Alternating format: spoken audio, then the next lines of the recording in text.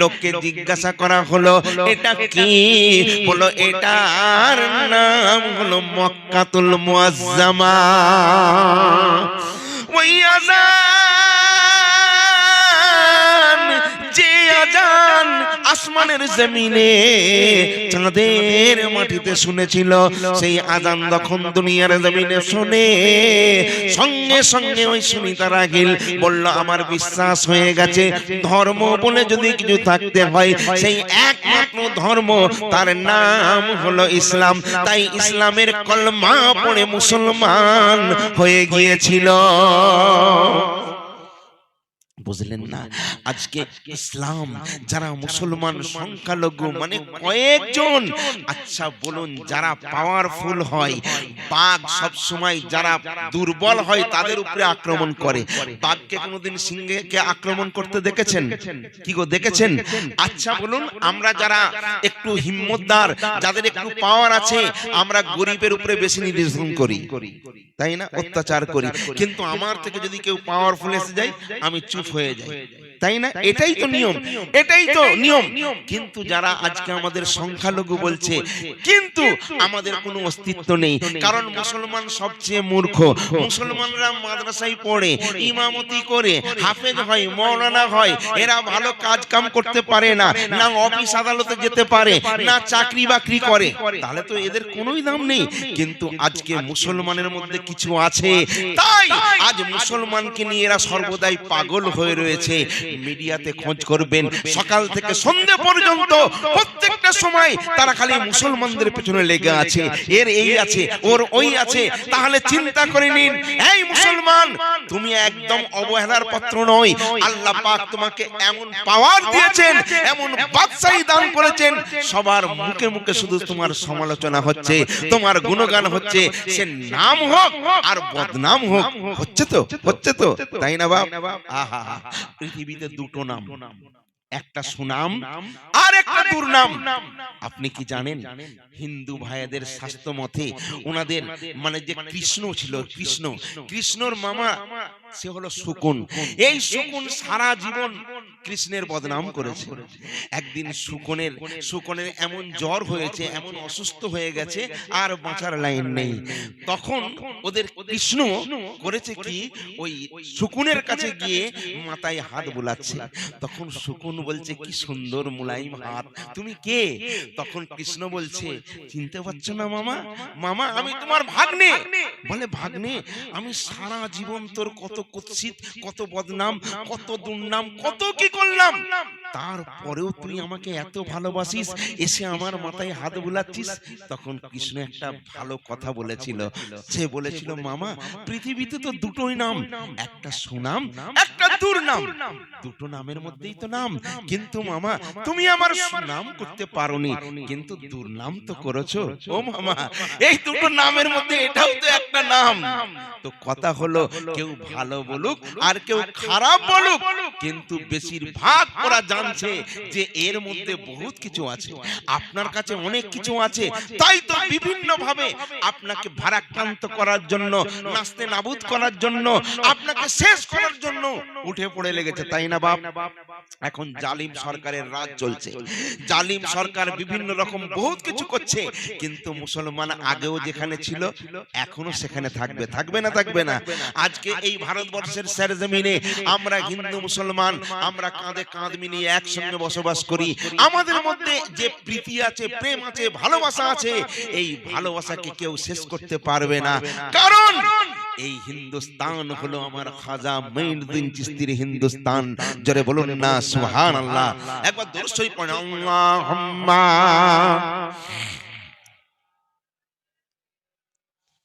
মাওলানা মুহাম্মদ ওয়ালা আলী।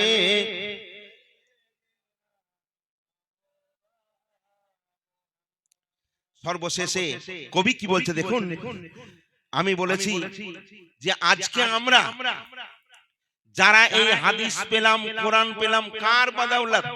তবে মুসলমানের একটা দোষ আছে, মুসলমান হলো বড় গাদ্দার। কেন বলুন তো?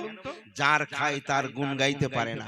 আজকে ইসলাম জিন্দা হোতা है কারবালা के बाद, জোরে বলুন না সুবহানাল্লাহ। জনে হকিকত শোনেন, আপনার পা থেকে মাটি সরে যাবে। আমি আসছি, শোনেন। সর্বশেষে কবি বলছেন, পাঞ্জাতনের প্রেমী যারা থাকবে ধরায়। এ ভাই, ইসলাম হলো শান্তির ধর্ম, ইসলাম হলো প্রেমের ধর্ম, কিন্তু হকের প্রতি লোকজন কম থাকে। অহদ প্রান্তরে দেখুন, হাদিস খুলে দেখুন, 313 জনকে নিয়ে রাসূল আমার গিয়েছিলেন।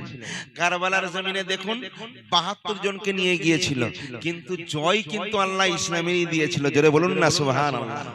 সেখানে বহু হাফেজ, মাওলানা, কারি, মুফতি সবাই গিয়েছিল, কিন্তু শুধু দাড়ি টুপি দেখলেই মুসলমান নয়, মুসলমানের অনেক কাজ আছে সোনা ভাইজান। এই জন্য শায়ের লিখছে দেখুন, পাঞ্জাতনের প্রেমী যারা থাকবে ধরাই, ছোট ছোট এমন পরীক্ষা দিতে হয়, ছোট ছোট এমন পরীক্ষা দিতে হয়। নজরুল বলে সে পাস করিবে, নজরুল বলে সে পাস করিবে, উচ্চ মাকামে পৌঁছে যাবে। জোরে বলুন। যে পাঞ্জাতনের গোলাম হতে পারবে, রশি ধরে থাকতে পারবে, ইনশাআল্লাহ উচ্চ মাকামে পৌঁছে যাবে। এস এম নজরুল বলে তাই হবে, উচ্চ মাকামে পৌঁছে যাবে। মুস্তাফার আশিক যে হবে, বিপদে সে ওই তোরে যাবে। আজকে বলুন, আজ আমার নবী পাক দো জাহানের বাদশা, আপনারা জানেন আল্লাহর রাসূল সিরি জবানে, পাক জবানে বলছেন, যেদিন নবী পাক দুনিয়া থেকে বিদায় নিয়ে চলে যাবেন, আল্লাহর ডাকে সাড়া দিয়ে চলে যাবেন, সেই সময় হাজার হাজার লক্ষ লক্ষ সাহাবীরা চোখের পানি ছেড়ে দিয়ে দিয়ে কাঁদছেন, আল্লাহর রাসূলের দিকে তাকিয়ে রয়েছেন। আল্লাহর রাসূল বলছে, এমন করে কাঁদছো কেন? সাহাবা হুজুররা বলছে, ইয়া রাসূলুল্লাহ, ইয়া হাবিবাল্লাহ, এতদিন সর্বদাই আপনাকে দেখতাম, আপনাকে ফলো করতাম, আপনার পেছনে নামাজ পড়তাম, আজকে আপনি আল্লাহর ডাকে সাড়া দিয়ে চলে যাবেন, আমরা সারা জীবনের মতো এতিম হয়ে যাব, আমাদের মাথায় কোনো ছাতা থাকবে না, আমাদের বিপদে আপদে কার কাছে যে মাসওয়ারা নেব, কার কাছে যাব, কার কাছে বলবো? আমার রাসূল সঙ্গে সঙ্গে ডাকলেন মাওলা আলী মুশকিল কুশাকে, ডাকলেন, ডেকে বললেন, শোনো। মাওলা আলীর হাতটাকে ধরে বলছে, দেখো, মান কুনতুম মাওলা ফাআলিউন হাযা ফাআলিউন মাওলা, আমার যে মাওলা আলীও তার মাওলা। জোরে বলুন না সুবহানাল্লাহ। তোমাদের যদি কোনো কিছুর প্রয়োজন হয়, অন্য কোথাও যাবার দরকার নেই, তোমরা এখানে আসবে, এখান থেকে ফলো করবে। আমি তোমাদের জন্য দুটো জিনিস রেখে গেলাম। রং কথা প্রচার হয়, আমরা বলি কি, আল্লাহর রাসূল আমাদের জন্য দুটো জিনিস রেখে গেছেন, একটা হলো হাদিস আর একটা হলো কোরআন। এটা মিথ্যে কথা। আল্লাহর রাসূল সিরি জবানে সহি হাদিসের মধ্যে বলছেন, আমি তোমাদের জন্য দুটো জিনিস রেখে যাচ্ছি, একটা হলো আল্লাহর কোরআন আর একটা হলো আমার আহলে বায়াত। এই আহলে বায়াতকে ফলো করবে আর আমার রবের কোরআনকে ফলো করবি, কোনদিন পথভ্রষ্ট হতে পারবে না। আচ্ছা বলুন, আমি একজন বক্তা, ভালো করে বোঝার দরকার আছে। আপনি যখন আমার কাছ থেকে কথা শুনবেন, আপনার লেখাপড়া যদি না থাকে, আপনি মনে করবেন আমি যা বললাম ঠিক বলেছি। আবার ইনি একজন বক্তা, ইনার কাছ থেকে যখন শুনবেন, আপনি তো মূর্খ, আপনার তো লেখাপড়া জানা নেই। আবার আপনি যখন উনার মুখ থেকে শুনবেন, মনে করবেন উনি ঠিক বলেছে। আজকে এত বিভ্রান্তের মধ্যে কেন বলুন তো? এখন ইউটিউবের জামানা, বহু রকম আলেম, বহু রকম মাওলানা, বহু রকমের বক্তব্য রাখছে। কেউ বলছে দোয়া করা হারাম, বলছে না বলছে না, আবার কেউ বলছে দোয়া করা জায়েজ, বলছে না বলছে না, কেউ বলছে সালাম পড়া জায়েজ, আবার কেউ বলছে সালাম পড়া না জায়েজ। এটা হচ্ছে কেন ভাই? এত রকম দল কেন? এক দল বলছে ঠিক, এক দল বলছে বেঠিক। তাহলে আমাদের সোনার হেরফের হচ্ছে, কারণ যেখান থেকে মাল খরিদ করার দরকার ছিল আমরা সেখান থেকে খরিদ করিনি, আজকে এখানে খরিদ করছি, ওখান থেকে কিনছি, এখান থেকে কিনছি, কাজের কাজ কিচ্ছু হয় না। একটা ছোট্ট উদাহরণ দিলে বুঝতে পারবেন। আপনার বাড়ি মসলন্দপুর, আপনার এখানকার লোক বিরিয়ানি কেমন করে আমি জানি না। এখন আমি বললাম আমার বাড়ি হাওড়া উলুবেড়িয়া, আমি খুব সুন্দর বিরিয়ানি বানাতে পারি, একদিন আপনি আমার বাড়ি আসুন, আপনাকে আমি খাওয়াবো। আপনারা 4-5 জন মিলে একদিন করলেন কি, আমাদের উলুবেড়িয়া চলে গেলেন, আমাকে বলেন নজরুল ভাই আমরা এসেছি। আমি বললাম ঠিক আছে আসো, তোমাদের জন্য বিরিয়ানির ব্যবস্থা করেছি, খাওয়াবো। বাড়িতে তো বিরিয়ানি তৈরি নেই। মাকে গিয়ে বললাম মা আমার 4 জন লোক, 4-5 জন লোক সলুয়া থেকে এসেছে, যেমন খাস লোক আমার এই বন্ধু এসেছে, উনিও এসেছেন, ডাক্তার সাহেব উনিও এসেছেন, আজকে বিরিয়ানি হবে। আমার মা বলল পয়সা নাও, তাড়াতাড়ি বিরিয়ানির মাল সামগ্রী কিনে নিয়ে এসো। খুব ভালো করে বুঝুন, আমি করলাম কি, চলে গেলাম, একে গিয়ে জিজ্ঞেস করলাম বিরিয়ানির চাল কত, এ বলছে 90 টাকা। আবার একটু সরে গিয়ে একজনকে জিজ্ঞেস করলাম বিরিয়ানির চাল কত, সে বলছে 120 টাকা। আবার একজন বলছে 80 টাকা। আমি বললাম দাঁড়, যেখানে 80 টাকা সেখান থেকে নেই, কারণ 130 টাকা আর আমি নিলাম 80 টাকা, তার মানে 30 টাকার 20 টাকা 50 টাকা চাল থেকে বাঁচালাম। পয়সা তো মা দিয়েছে অনেক, কিন্তু বাঁচাতে হবে না, আমরা তো খুব সিয়ানা। এইবারে গেলাম মাংসের কাছে, এই মাংস কত করে, কে বলছে 250 টাকা, কেউ বলছে 300 টাকা। দেখ আমি ওগুলো নেব না। আর একজনের কাছে গিয়ে বললাম কত, সে বলছে আমার কাছ থেকে যদি নাও 200 টাকা হবে। আমি বললাম বাহ, তাহলে 300 টাকা বিক্রি হচ্ছে, 200 টাকাই নিলাম, কমালাম কত, 100 টাকা। আমার ফায়দা হলো না, হলো না। আমি আর একটা দোকানে ছুটলাম, গিয়ে বললাম ভাই বিরিয়ানির একটা মশলা দাও। আবার একটা দোকানে গিয়ে গিয়ে বললাম একটা সুরভি ঘি দাও। আচ্ছা এইভাবে যদি আমি কিনি, কিনতে কিনতে একটা সময় লাগবে না, লাগবে না। আমি গিয়েছি 8-10টার সময়, আর আমি ফিরছি বেলা 1:30টার সময়, কারণ অত মাল চারিদিক দিয়ে কিনে কিনে ফিরে তারপরে তো ঘরে এসেছি। আমার মা বলল, আমি বললাম আমার বন্ধুগুলো গেল কই, যারা মসলন্দপুর থেকে এলো তারা গেল কই, বলে তারা তোমার বিরিয়ানির প্রত্যাশী না, তারা তো অত কষ্ট করে তোমার সঙ্গে দেখা করতে এসেছিল, আর তুমি গেলে তো ওই মতো গেলে। আমি বললাম মা গো, আমি তো বাঁচাচ্ছিলাম পয়সা, এখন বাজারের অবস্থা তো বহুত খারাপ, আমি তো পয়সা বাঁচাচ্ছি, এই জন্য এখানে ওখানে খুঁজে খুঁজে খুঁজে খুঁজে আমি যদি একটা দোকানে যেতাম তাহলে মালটা আমি সহজে পেয়ে যেতাম, আমি চট করে নিয়ে চলে আসতাম, আমার মা তাড়াতাড়ি বিরিয়ানি করতে পারতো, আমি আমার বন্ধুদের সঙ্গে কথা বলে সময়ও পাস করতে পারতাম, তারাও খুশি হয়ে আমি মেহমানদারি করতে পারতাম, তারা চলে যেতে পারতো হাসি মুখে, তাই না? কিছুই হলো না। তাহলে ওই মাল কেনাটা আমার সঠিক হলো? খেলো না তো, কার জন্য কিনলাম? তাহলে সব তো বেকার হয়ে গেল। আসলে একটা জায়গায় আমরা নিই না, আমরা এখান থেকে নিচ্ছি, ওখান থেকে নিচ্ছি, সেখান থেকে নিচ্ছি, এখান থেকে নিচ্ছি, যার জন্য সব ভেজালে ভরে গেছে, আসল জায়গাটা আমরা পাচ্ছি না। আমার নবী কিন্তু মৌলা আলীকে ফলো করে গেছেন, টার্গেট করে গেছেন যে দেখো তোমরা নিতে চাও এখান থেকে নাও। আমার আল্লাহর রাসূল বলছেন, আল্লাহর রাসূল বলছেন যে আমার আলী, আমি হলাম ইলমের শহর, মদিনার শহর হলাম আমি রাসূলুল্লাহ, আর আমার আলীকে আমি ইলমের ওই শহরের দরজা করে দিলাম। জোরে বলুন না সুবহানাল্লাহ। মৌলা আলী একদিন বলছে যে আজকে তোমরা কোথায় যাচ্ছ? আমরা রাসূলুল্লাহর কাছে যাচ্ছি। বলছে রাসূলের কাছে একবার যাবে, কিন্তু আমার কাছে দুবার আসতে হবে। সাহাবী বলছেন বিয়াদবি করছো? রাসূলকে গিয়ে বলছেন ইয়া রাসূলুল্লাহ ইয়া হাবিবাল্লাহ, আলী মুশকিল কুশা এই কথা বলেছে, সে বলেছে রাসূলের কাছে একবার গেলে আমার কাছে দুবার আসতে হবে। রাসূল বললেন ঠিক তো বলেছে, তোমরা বুঝতে পারছো না? কারণ আলী যদি দরজা হয়, আপনি যদি রাসূলের সঙ্গে দেখা করতে চান, রাসূল তো ভেতরে আছে, তাহলে প্রথমে এলেন আলীর সঙ্গে দেখা হলো, আবার দেখা করে যদি যান আবার আলীর সঙ্গে দেখা হবে না, হবে না? এই আলীর কি মাকাম, আলীর শান বুঝলে আপনি অবাক হয়ে যাবেন। ভাইরে আমার, আজকে পাঞ্জাতনের আশিক যারা রয়েছেন, একটু পাঞ্জাতনের আমরা সবাই গোলাম, পাঞ্জাতনের কথা একটু মন খুলে বলতে চাই। আগে আলীকে, আলীকে চিনুন, আলীকে চিনুন। আজ পৃথিবীর জমিনে,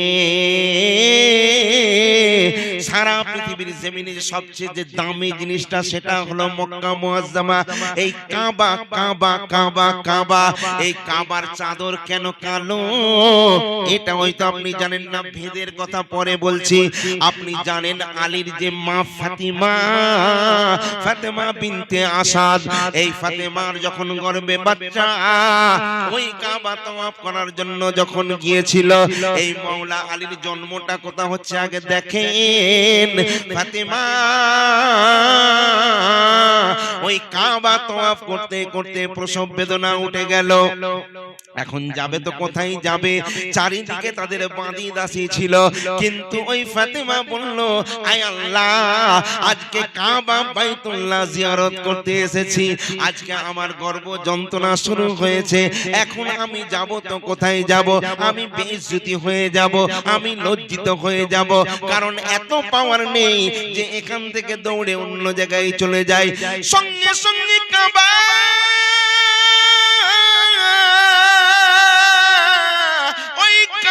দরজা কোনদিন খুলে না, আজকে কাবার দরজাটা অটোমেটিক সেইখান থেকে খুলে গেল। ওই ফাতেমা অবশ হয়ে গিয়েছিল, শরীরের মধ্যে পাওয়ার এসে গেল, এইবারে পাটা অটোমেটিক চলতে লেগেছে, চলতে লেগেছে, চলতে চলতে কাবার ভেতরে যেই প্রবেশ করে, সঙ্গে সঙ্গে কাবার দরজা বন্ধ। আচ্ছা বলুন, কোন মায়ের যদি প্রসব হয়, সেইখানে বেশ কিছু লোকজনকে রাখা হয়, দাইমা স্বরূপ রাখা হয়, এইখানে তো কেউ নেই, কিন্তু সেইখানে ওই মাওলা আলীর জন্ম হয়ে গেল। আচ্ছা বলুন বলুন, কে তাকে ধরলো, কে রক্ষণাবেক্ষণের দায়িত্ব নিল? কারণ ফাতেমা একমাত্র ঢুকেছিলেন, আর কেউ ঢুকলেন না। এদিকে আলীর জন্ম হয়ে গেল ওই কাবা ঘরের ভেতরে। এইবারে মা তো ভীষণ খুশি, চাঁদের মতো চেহারা, চাঁদের মতো চকচক করছে, ঝকঝক করছে। কিন্তু আশ্চর্য ব্যাপার, প্রত্যেকটা বাচ্চার একটা ফিতরাত আছে, জন্ম নেবার পর করে কাঁদে। ডাক্তার বলল তোমার বাচ্চা ওকে আছে, তাই না? যে বাচ্চা কাঁদে না, ও কিচ্ছু করে না, তাহলে ডাক্তারের সন্দেহ হয় না, হয় না যে এ কি বাচ্চা রে বাবা, এ বুবা হলো না পাগল হলো, এ কি হলো? ফাতেমা, ফাতেমা আলীর মা প্রাণ ভরে দেখে, দেখে ওই বাচ্চাটার চোখটা বন্ধ, চুপটি করে রয়েছে, নড়েও না, চড়েও না। মা চিন্তা করে, আল্লাহ এখন কি করব? কিন্তু দেখবেন পৃথিবীর জমিনে যদি কোনো মায়ের গর্ভে কোনো সন্তান থাকে, সেই বাচ্চা যদি ভূমিষ্ঠ হয়ে যায়, সে লুলা হোক, কানা হোক, খুঁড়া হোক, কোনো মাকে ওই বাচ্চাকে মারতে পারে? চিন্তা করছে, একে তো আমি গর্ভে রেখেছিলাম, আল্লাহ যা দিয়েছে এতেই আমি খুশি, কিন্তু মনটা মরা মরা। এমন একটা পাগল বাচ্চা হলো, এমন একটা বোবা বাচ্চা হলো, এমন একটা অন্ধ বাচ্চা হলো, মনটা খারাপ। দরজা খুলে গেল, জোরে বলুন না সুবহানাল্লাহ। এইবারে আলী মুর্তজাকে নিয়ে, ওই আলীকে নিয়ে যখন চলে আসছেন ফাতেমা, চারিদিকে খবর হয়ে গেল আবু তালেবের ঘরে একটা চাঁদের মতো একটা নূর এসেছে, জোরে বলুন না সুবহানাল্লাহ। চারিদিক থেকে লোকজন আসছে, সবাই তাজিম করছে, সবাই ইহতিরাম করছে। খবর চলে গেল আপনার নবী, আমার নবী, দো জাহানের বাদশার কাছে, যে তোমার ভাই এসেছে, আবু তালেবের ঘরে একটা চাঁদ এসেছে। আল্লাহর রাসূল আর ওইখানে বসলেন না, বসলেন না, সঙ্গে সঙ্গে উনি হাঁটতে চালু করে দিলেন, হাঁটা চালু করে দিলেন। এসে আবু তালেবের স্ত্রী চাচি আম্মা জানকে বলে, চাচি আম্মা জান গো, কই আমার ভাই আলী? বলছে দেখতে চাও? বলে দেখবো না। বলে কি আর দেখবো বাবা, দুঃখের সংবাদ, কষ্টের সংবাদ। কাঁদছো কেন চাচিমা, কি হয়েছে? সবার মুখে মনটা মরা মরা। অনেক লোকজন এসেছে, কিন্তু কারো মুখে হাসি নেই। আচ্ছা বলুন, কারো ঘরে যদি পুত্র সন্তান আসে, আমরা মিঠাই বিতরণ করি, আমরা কত লোককে ওয়েলকাম করি, আনন্দ উৎসব করি, কিন্তু এমন একটা ছেলে এসেছে যেন একদম সব নীরব নীরব, কবরস্থান কবরস্থান ভাব, সব সব চুপচাপ নিস্তব্ধ, কোনো হাসি আর কি মৌজ মস্তি কিচ্ছু নেই। এইবারে রাসূলুল্লাহ বললেন, মনটা খারাপ কেন? বলে খারাপ হবে না তো আর কি হবে, আল্লাহ এমন একটা সন্তান আমায় দিয়েছে, আমি কাউকে দেখাতে পাচ্ছি না, যেই দেখছে সবাই তার তারিফ করছে, কিন্তু সে কথাও বলে না, আর তার চোখও মনে হয় নেই, তার চোখটাও বন্ধ, আর চুপচাপ, খাওয়া দাওয়াও দুদিন নেই। কারণ প্রত্যেকটা বাচ্চা জন্ম নেবার পর মায়ের দুগ্ধ পান করে, এ খায়ও না, দেখেও না, কথাও বলে না। আল্লাহর রাসূল বলছে, আমি জানি, আমি যেটা জানি তোমরা সেটা জানো না। জোরে বলুন না সুবহানাল্লাহ। আল্লাহর রাসূল বলছে, চাচি আম্মা জান, দাও দাও ওই বাচ্চাকে একবার আমার কোলে দাও। আলী মুশকিল কুশাকে যখন আল্লাহ রাসূল কোলের মধ্যে নিলেন, আল্লাহর রাসূল বলছেন, আলী রে আলী, এই আলী তুমি কি আমায় দেখবে না? সঙ্গে সঙ্গে মাওলা আলীর নজর দুটো খুলে গেল। তারপর আল্লাহর রাসূলকে শুধু চোখে চোখ রেখে রাসূলের চোখের সঙ্গে চোখ, আর কোন দিকে তাকাচ্ছেন না। আল্লাহর রাসূল শাহাদাত আঙ্গুলটা আলীর ঠোঁটের মধ্যে দিলেন, সঙ্গে সঙ্গে চোষা শুরু করে দিয়েছেন। এই আলী, সঙ্গে সঙ্গে আলী রাসূলুল্লাহর শানে বিশ্বাস এনেছিল, ঈমানের কলমা অন্তরে অন্তরে পড়ে নিয়েছিল। কারণ আলীর একটা নিয়ত ছিল, একটা মন ছিল, আমি চোখটা যদি খুলি আমার রাসূলুল্লাহকে আমি দেখতে চাই, এই জন্য আমি আলী জন্ম নিয়ে চোখটা আমি বন্ধ করে রেখেছিলাম। ইনি হলেন আলী। বুঝতে পারছেন না? মাওলা আলীর আল্লাহ কি শান দিয়েছেন, কি মাকাম দিয়েছেন। কেউ যখন কোন রকম কোন সমস্যায় পড়তো, সবাই ছুটে যেত মাওলা আলীর দরবারে। আলীকে আল্লাহ কি রুতবা দিয়েছিলেন, কি মাকাম দিয়েছিলেন। আজকে একটা ঘটনা আপনাদের শোনাবো, যে ঘটনা আজও পর্যন্ত কোনো ইউটিউবেও শোনেননি, কোনো বক্তার মুখেও শোনেননি। কারণ আমি আসলে জলসা কম করে দিয়েছি। আপনারা হয়তো জানেন, এদিকের বহু মানুষ আমার বাড়িতে আনা জানা করে, আমি দূরে আর যাই না, কাছাকাছি থাকি। তো আমার মাওলা আলীর শানে একটা কালাম আপনাদেরকে আমি শোনাতে চাই, ঈমানটা তাজা হয়ে যাবে। যারা বলুন সুবহানাল্লাহ। কারণ মাওলা আলীর আল্লাহ এত পাওয়ার দিয়েছিল। জঙ্গে খাইবার আপনাদের মনে আছে, রাসূল যখন সাহাবীদের নিয়ে গেলেন, এমন সময় অনেকটা দূরে একটা তাঁবু করলেন। সাহাবীদের বললেন, সাহাবীরা কিছু খাবার আছে? বলে খাবার তো আছে, কিন্তু পানি নেই। দেখুন, পানি এমন একটা জিনিস, এই পানি থাকলে খাবার না থাকলেও কোনো ব্যাপার। সাহাবীরা বলছেন যে একটু পানি হলে খুব ভালো হতো, কিন্তু পানি পাবে তো কোথায় পাবে, সেখানে তো কোনো ঘর বাড়ি নেই। আল্লাহর রাসূল ইশারা করলেন, ওই দূরে একটা বড় কুয়া আছে, ওই কুয়ার মধ্যে পানি আছে, ওখান থেকে পানি নিয়ে এসো। নবীর জন্য সাহাবীরা জান প্রাণ কুরবান করে দিত, নবীর একটা কথার জন্য, তাই না? আহা, নবীকে সাহাবীরা তো দূরের কথা, সাহাবীর বিবি বাচ্চারা এত ভালোবাসতো, এত মহব্বত করত। হাদিস পাকের মধ্যে আছে, আপনারা অবাক হয়ে যাবেন, একজন মহিলা ছুটে ছুটে আসছেন। কারণ বেঈমানদের সঙ্গে যখন নবীর যুদ্ধ হতো, সেই যুদ্ধের ময়দানে নবী জয়ী হলেও নবীর কিছু সাহাবীরা তো যুদ্ধে শহীদ হতো, হতো না? হতো না? হতো। তো এমন সময় একটা মহিলা ছুটে ছুটে আসছে, কারণ কিছু লাশের সারি আসছে। বুঝতে পেরেছেন না? লাশের সারি আসছে। সেই মেয়েটা ছুটে ছুটে এসে বলছে, যারা লাশ নিয়ে যাচ্ছ, যারা খাটিয়া নিয়ে যাচ্ছ, একটুখানি দাঁড়াও। বলছে কেন? বলছে ওই লাশটাকে একবার আমি দেখতে চাই। বলে কি দেখবেন? বলে দেখবো ওটা কার লাশ, কার লাশ। ভাইরে আমার, ওই মহিলা ওই লাশের মুখটা যখন সরানো হয়, দেখে ওই লাশটা অন্য কেউ নয়, ওই মহিলার কলিজার টুকরা একমাত্র সন্তান, সেই সন্তানের লাশ। আচ্ছা বলুন, মা নিজের ছেলের লাশ দেখলে কষ্ট হবে না হবে না? নিজের ছেলেকে মা বাপ এত মহব্বত করে, এত ভালোবাসে, নিজের জান দিয়ে দেয়, কিন্তু সন্তানের কষ্ট সহ্য করতে পারে না। আজকে ভালো করে দেখুন, মা দেখছে নিজের চোখে তার একমাত্র সন্তান যে নবীর মহব্বতে যুদ্ধ করতে গিয়েছিল, আজকে সে শহীদ হয়ে তার লাশ চলে আসছে। মা বলছে নিজেকে সবর এখতিয়ার করে, মা বলছে লাশের মুখটা ঢাকা দিয়ে দাও। আবার একটু আগিয়ে যাচ্ছে, আবার লাশের লোককে বলছে দাঁড়াও, তোমরা এই লাশটা একবার আমায় দেখাও। লাশটা খোলা হয়, খোলা হবার পর দেখা যায় ওই লাশটা অন্য কারো নয়, ওই মহিলার স্বামী, তার ওইটা লাশ। কি দেখলো? প্রথমে ছেলের লাশ, তারপরে স্বামীর লাশ। তবুও মা বলছে এইটা চাপা দিয়ে দাও। আবার একটু আগিয়ে গিয়ে বলছে একটুখানি দাঁড়াও, এইটা কার লাশ একবার আমায় দেখতে দাও।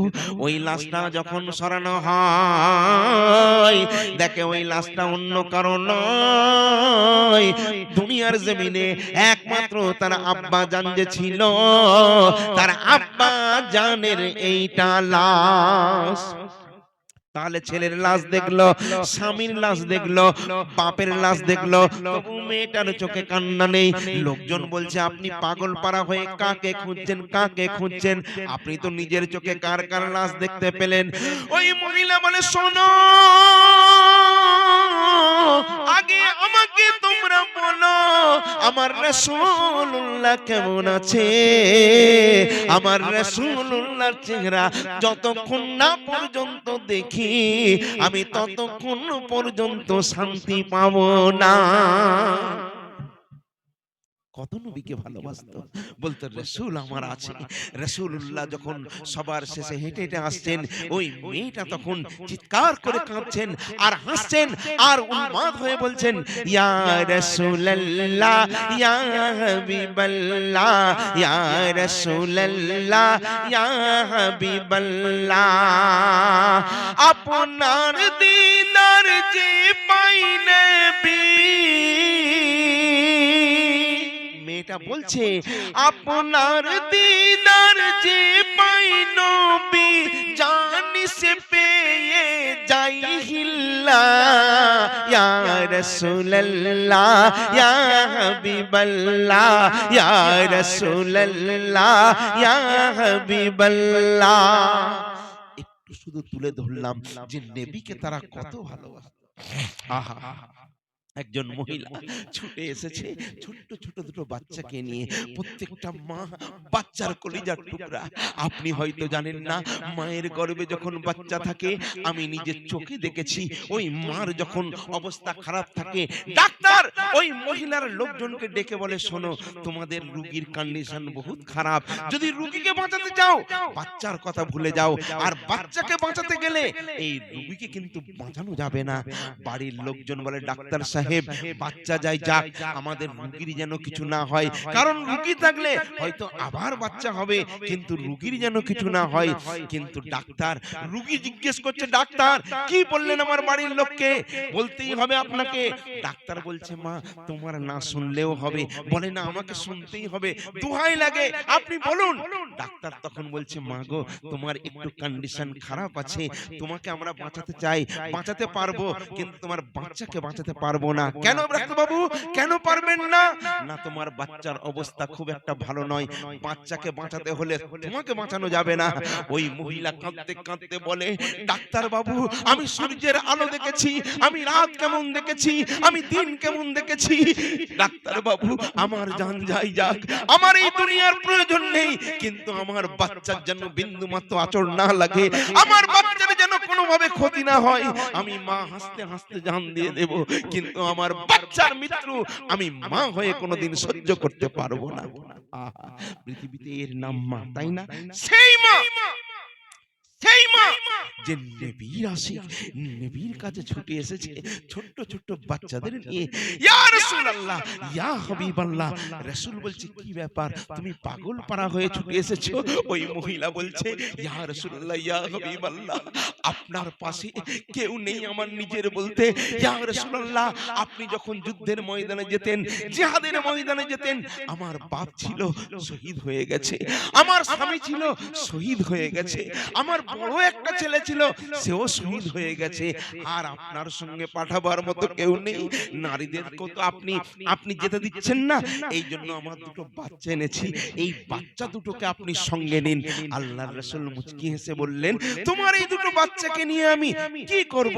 কারণ যুদ্ধের ময়দানে ঢাল তলোয়ার নিয়ে যারা যুদ্ধ করতে পারে, যাদের পাওয়ার আছে, যারা শক্তি আছে, তারাই যুদ্ধে পরিচালনা করে, যুদ্ধে গিয়ে লড়াই করে। তোমার বাচ্চাকে নিয়ে আমি কি করব? বুঝতে পারছেন না? এই মা তখন কাঁদতে কাঁদতে বলছে, ইয়া রাসূলুল্লাহ, হুজুর, আমি জানি আমার এই ছোট্ট ছোট্ট দুটো বাচ্চা এরা তীর ধরতে পারবে না, বন্দুক গুলি কামান ব্যবহার করতে পারবে না। ইয়া রাসূলুল্লাহ, হুজুর, কিন্তু যখন বেঈমানরা আপনাকে লক্ষ্য করে তীর নিক্ষেপ করবে, ইয়া রাসূলুল্লাহ, সঙ্গে সঙ্গে আমার এই বাচ্চাটাকে আপনি সামনে করে দেবেন, ওই তীরটা আমার বাচ্চার বুকে লাগবে, এদিক থেকে বার হয়ে যাবে, আমার বাচ্চা তড়পে তড়পে মারা যাবে। আমি সেটা বরদাস্ত করে নেব। ইয়া রাসূলুল্লাহ, ইয়া হাবিবাল্লাহ, হুজুর, কিন্তু আপনার দেহের মধ্যে, আপনার পশমের মধ্যে যদি একটুখানি তীরের আঘাত লাগে, আমি মা খোদার কসম করে বলি, আমি সেইটা কিন্তু সহ্য করতে পারবো না। বুঝলেন না? এইরকম তারা নবীকে ভালোবাসতো, নবীকে মুহাব্বত করত। সেই নবীর সঙ্গে যে জায়গায় ছিলাম সে জায়গায় যাচ্ছি। নবী পাক সাহাবীদের বললেন, যাও। খুব মন দিয়ে শুনবেন, এই ঘটনা কোথাও বলিনি, আপনাদের এখানে বলছি। আমার রাসূলুল্লাহ সাহাবীদের বললেন, যাও পানি নিয়ে এসো। সাহাবীরা গেলেন, কিন্তু যে যায় সে আর ফেরত আসে না, কারণ ওই কূপটা এত ভয়ঙ্কর কূপ, হাজার হাজার বছর ধরে ওই কূপটা ওইখানে রয়েছে। কারণ যখন বাদশা সুলাইমানের জামানা ছিল, সেই সময় কিছু ভয়ঙ্কর জিন ওর মধ্যে রয়েছে, তাই ওইখান থেকে কেউ গেলে জ্যান্ত আর ফিরে আসে না। নবীর সাহাবীরা যাচ্ছে আর মারা যাচ্ছে, কেউ ফিরে আসছে না। একজন দুজন নয়, হাদিস পাকের মধ্যে আছে 12 জন সাহাবী শহীদ হয়ে গেছে। মাওলা আলীকে আল্লাহর রাসূল ডাকলেন, আলী, ব্যাপারটা দেখো তো, আমার 12 জন সাহাবীরা গেল পানির জন্য, পানি তো আনলো না, কিন্তু কেউ জীবিত এখনো ফিরত এলো না। যাও, তুমি যাও, পানির ব্যবস্থা করো। বাকি সাহাবারা পিয়াসায় তড়পাচ্ছে। এই দেখুন, মাওলা আলী যেই সেখানে গেল, বিরাট ভয়ঙ্কর, যার 5000 বছর বয়স ছিল, সেই জিন, বিরাট বড় জিন সেখানে হাজির হয়ে গেল। বলে, আবার তুই এসেছিস? এতজনকে মারলাম, তবুও তোর ভয় নেই? তুই কে? মৌলা মুশকিল কুশা আলী বলছেন, আমি হলাম আলী। আলী কে? আলী? আচ্ছা বলুন, একটা কথা আপনাকে তুলে ধরি। বলুন, আমাদের 4 জন সাহাবী আছে, হযরতে আবু বকর রাদিয়াল্লাহু তাআলা আনহু, হযরতে উমর রাদিয়াল্লাহু তাআলা আনহু, হযরতে উসমান রাদিয়াল্লাহু তাআলা আনহু। যত সাহাবী আছে, 1 লাখ হোক, 2 লাখ হোক, 1 কোটি হোক, 2 কোটি হোক, সবার জন্য কিন্তু একই টাইটেল, রাদিয়াল্লাহু তাআলা আনহু। আচ্ছা বলুন, 1,24,000 পয়গম্বর আছে, প্রত্যেকটা পয়গম্বরের লাকাব কিন্তু এক, কলমা আলাদা হলেও হবে কি, লাকাব এক আছে। যেমন আদমের যারা উম্মত ছিল, তারা বলতো লা ইলাহা ইল্লাল্লাহ, আদম শফিউল্লাহ। নূহুর উম্মত, লা ইলাহা ইল্লাল্লাহ, নূহু নবিউল্লাহ। ইব্রাহিমের উম্মত, লা ইলাহা ইল্লাল্লাহ, ইব্রাহিম খলিলুল্লাহ। কিন্তু আপনি যদি পয়গম্বরকে ডাকেন, তাহলে বলবেন আদম আলাইহিস সালাতু ওয়াস সালাম, ইব্রাহিম আলাইহিস সালাতু ওয়াস সালাম, নূহু আলাইহিস সালাতু ওয়াস সালাম, ঈসা আলাইহিস সালাতু ওয়াস সালাম, মুসা আলাইহিস সালাতু ওয়াস সালাম। কিন্তু আমার নবীর ক্ষেত্রে ওটা ব্যবহার করা যাবে না, সবার জন্য আলাইহিস সালাতু ওয়াস সালাম। কিন্তু আমার নবীর যখন নাম শুনবেন মুহাম্মদুর রাসূলুল্লাহ সাল্লাল্লাহু আলাইহি ওয়াসাল্লাম। জোরে বলুন সুবহানাল্লাহ। কত বড় ডিফারেন্স, কত বড় লাকাব, কত বড় পাওয়ারফুল মর্তবা আমার আল্লাহ দান করেছেন। তেমন হাজারো সাহাবী আছে। আপনি যদি মাওলা আলীকে সাহাবীর দিক দিয়ে যদি দেখেন তাহলে দেখুন সবাই কিন্তু রাদিয়াল্লাহু তাআলা আনহু, হযরত আবু বকর রাদিয়াল্লাহু তাআলা আনহু, হযরত উমর রাদিয়াল্লাহু তাআলা আনহু। কিন্তু আলীর ক্ষেত্রটা আলাদা। আলীর এমন মাকাম আমার আল্লাহ দিয়েছেন যে আলীকে ওই বলে ডাকা যাবে না। আলী কারমুল্লাহু আজহু রাদিয়াল্লাহু তাআলা আনহু। জোরে বলুন না সুবহানাল্লাহ। এই আজহুল্লাহ একমাত্র আমার মাওলা আলীর ক্ষেত্রেই ব্যবহার করা যায়। এই আলীকে আল্লাহ এত পাওয়ার দিয়েছেন, আলী যখন যেতেন তো মাটির জমিন কাঁপতো আর বলতো ইয়া আলী, ইয়া আলী, ইয়া আলী। আলী বললে পাওয়ার আসে, শক্তি আসে, এর নাম হলো আলী। সেই আলী যখন সেইখানে গেছেন, কত বড় পাওয়ারফুল জিন বলছে বাদশা সুলাইমান আমাকে কাবু করতে পারেনি, তুই কে আলী? মাওলা আলী বলে আমি রাসূলুল্লাহর গোলাম, আমি আলী এসেছি, তুই এখান থেকে সরে যা, আমাকে পানি নিতে দে। ওই জিন, পৃথিবীর জমিনে দুটো জাতি রয়েছে, একটা হলো জিন আর একটা হলো ইনসান। এই জিনেদের আল্লাহ এমন পাওয়ার দিয়েছেন, এমন শক্তি দিয়েছেন, সবাইকে ওরা মনে করলে কাবুতে আনতে পারে। কারণ জিনেরা প্রত্যেকটা রূপ ধারণ করতে পারে, হাওয়ার মতো ওরা চলাফেরা করে। এই জন্য জিনকে জখম করে এত সহজ কথা নয়, চারটিখানি কথা নয়। মাওলা আলী ওই জিনকে একটা একটা করে জিনদের যখন খতম করতে লাগে, বড় বড় পাওয়ারফুল জিনগুলো শেষ হয়ে যায়। এইবারে হযরত আলী চিন্তা করলেন আমি কুয়া থেকে পানি নেব, কিন্তু কেমন করে পানি নেব? যেখান থেকে আপনার ওই যে একটা ডোল মতন থাকে, ওই ডোলটা, পানির ডোলটা যখন কুয়ার মধ্যে ফেলেছে, দেখছে এত দূরে রয়েছে ওই পানিটা, ওই পর্যন্ত যাচ্ছে না। হযরতে মাওলা আলী মুশকিল কুসা বললেন এক কাজ করো, লোকজনকে বললেন এই ডোলের মধ্যে আমি বসি, এই ডোলের মধ্যে আস্তে আস্তে আমি নিচেই যাব, ওপর থেকে দড়িটা ধরে আস্তে আস্তে টানতে থাকবে। এইবারে যখন আস্তে আস্তে ছাড়তে থাকে, মাওলা আলী আস্তে আস্তে যেতে থাকে। সর্বশেষে এরা আর সহ্য করতে পারে না, এত ভারী হয়ে গেল। মাওলা আলী মুশকিল কুসা অতল তলায় চলে গেল। যাবার পর একজন নয় দুজন নয়, দেখে হাজার হাজার ভয়ঙ্কর ভয়ঙ্কর জিন। হায়রে তাদের কি বিকট চেহারা, কি ভয়ানক চেহারা! চারিদিক থেকে সবাই চেপে ধরেছে, বলছে এইখান থেকে কোনো ইনসান ফিরে যেতে পারে না। আলী মাওলা মুশকিল কুসার কাছে সেই খঞ্জার রয়েছে, আপনারা জানেন। হ্যাঁ, যখন ধরেছেন একজন নয় দুজন নয় বাবা, হাজার হাজার জিনকে এমন নাস্তে নাবুদ করে দিলেন। সমস্ত জিন চারিদিক থেকে ঘিরে বলে হুজুর আমাদের বেয়াদবি মাফ করেন, আমরা এত খারাপ জিন, এত ভয়ঙ্কর জিন ছিলাম, বাদশা সুলাইমান পর্যন্ত আমাদের সঙ্গে পেরে ওঠেনি।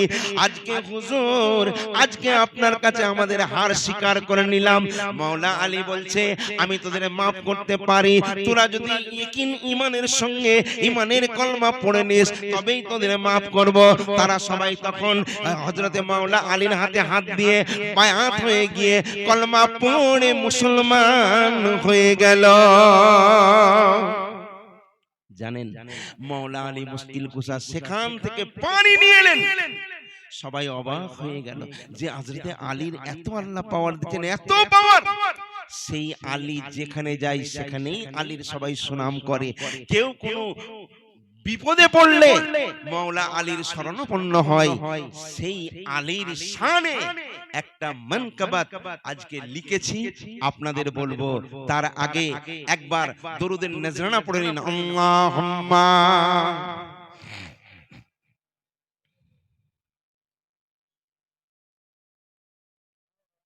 ওয়া আলা আলি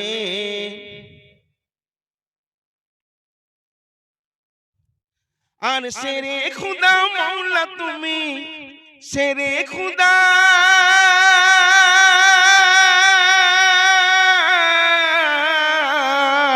শেরে খুদা মাওলা মাওলা তুমি নূর নবীর পিয়ারা, আর তুমি একিন তুমি ঈমান পাক কুরআনের পারা, তুমি একিন।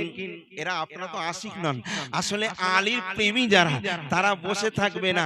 তাদের মধ্যে এমন ইশক জজবা আছে যে জজবা সবাইকে জ্বালিয়ে পুড়িয়ে ভস্ম করে দিতে পারে। জোরে বলুন সুবহানাল্লাহ। নারায়ে তাকবীর, নারায়ে রিসালাত, নারায়ে রিসালাত, নারায়ে হায়দারি। সুবহানাল্লাহ সুবহানাল্লাহ। তুমি একিন তুমি একিন তুমি ঈমান পাক কুরআনের পারা, তুমি একিন তুমি ঈমান পাক কুরআনের পারা। তারপর কবি বলছে দেখেন, ইলমের শহর নূর নবী তার দরজা হযরতে আলী, ইলমের শহর নূর নবী তার দরজা হযরতে আলী, আসতে যেতে করবে দিদার কেউ যদি হয় সওয়ালে, কেউ যদি হয় সওয়ালে, কেউ যদি কই সওয়ালে। মান কুনতু মাওলা ফাহাজা আলিউন মাওলা, আর নবী কই মাওলা যে আমার আলীর সে মাওলা। আর দুনিয়ায় আজো